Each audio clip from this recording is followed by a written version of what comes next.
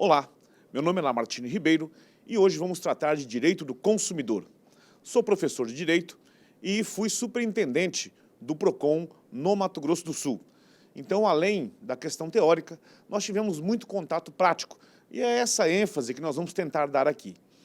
Já tivemos a oportunidade de falar sobre princípios, enfatizando bastante a vulnerabilidade do direito do consumidor frente ao fornecedor.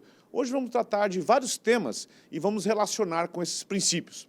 Primeiro, vamos começar falando sobre os conceitos de consumidor, de fornecedor, de bens e serviços, para nós estabelecermos dentro da relação de consumo qual o papel de cada um. E nós vamos ver que isso, às vezes, não é tão simples assim e pode ter várias consequências para a advocacia, para a prática da advocacia no dia a dia, atendendo o fornecedor ou atendendo o consumidor. Afinal, quem é consumidor e quem é fornecedor para efeito de se encaixar na relação consumerista? E quando que esse consumidor, na verdade, tem uma relação de direito civil com uma outra parte, saindo dessa relação consumerista? É uma briga antiga entre civilistas e consumeristas para saber quais são as áreas que são mais afetas a uma ou a outra árvore, o ramo do direito. Quando o Código de Defesa do Consumidor foi criado, nos anos 90, uma discussão que tinha bastante era sobre a aplicação da defesa do consumidor, por exemplo, no setor imobiliário, no setor bancário, se aplicava ou não, se seria ou não uma relação de consumo para efeito de defesa do consumidor.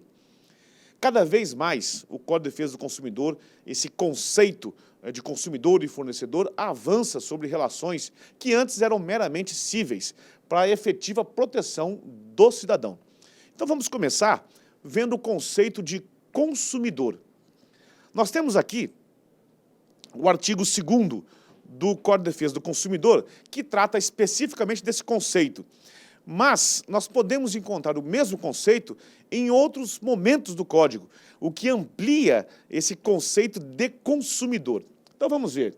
Consumidor é toda pessoa física ou jurídica que adquire ou utiliza produto ou serviço como destinatário final.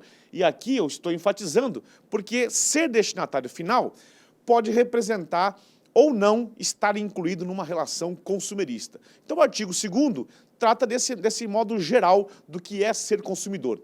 A pessoa que adquire um produto como destinatário final desse produto.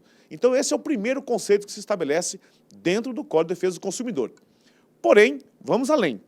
No artigo 17, aparece um outro conceito que expande a ideia de consumidor.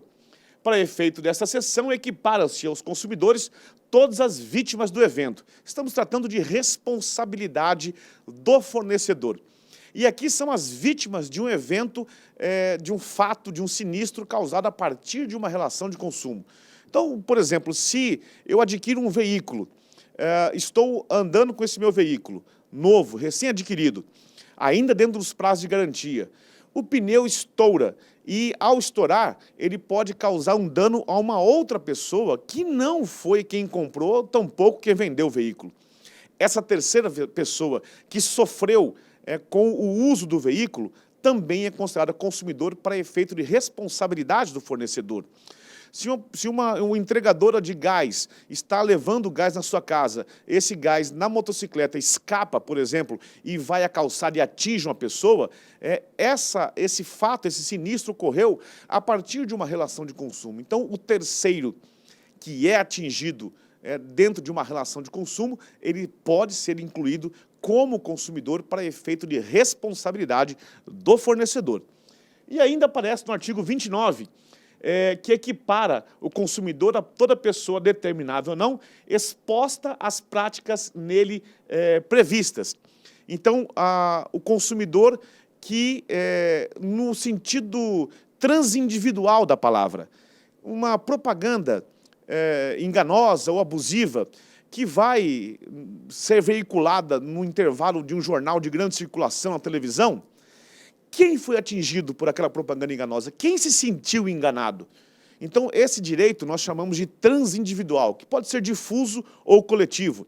Então, apesar da pessoa não ter comprado aquele produto que foi anunciado de forma enganosa, ela pode reagir e reclamar um direito que vai além do indivíduo, chamado transindividual, na condição de consumidor. Então, é um consumidor transindividual, difuso ou coletivo, dependendo da ofensa.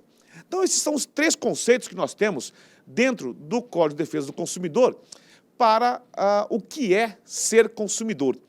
Mas esses 3 conceitos, como várias coisas em direito, sofrem interpretações.